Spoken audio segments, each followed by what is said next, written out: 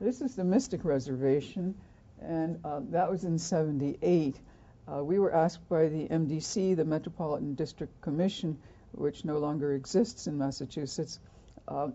We were asked to develop what was, in fact, part of Charles Elliott's great master plan for the waterways of the Boston Basin. And you can see in those old plans of Elliott's how he imagined the Mystic River would flow through the salt marsh and how the areas could become active and passive recreation.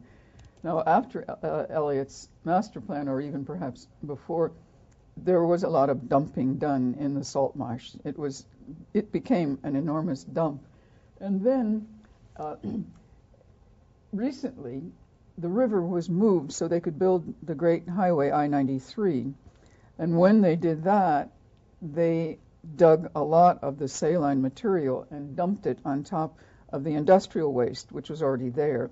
So it was polluted from industrial wastes, and so far as growing vegetation is concerned, polluted through the salt infiltration of the soils.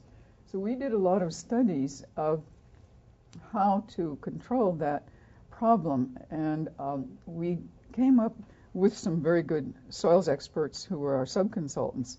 We came up with programs for mixing soils and bringing in some of the organics that were needed and putting a gravel blanket so that salt leachate didn't come up into our improved soils. So we had to do a lot of experiments and testing, but that was what it looked like when it was 10 times greater than toxic to plants.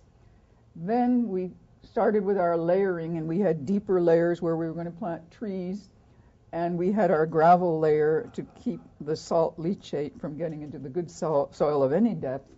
And this is under construction, working out the various soil depths and the improved soils.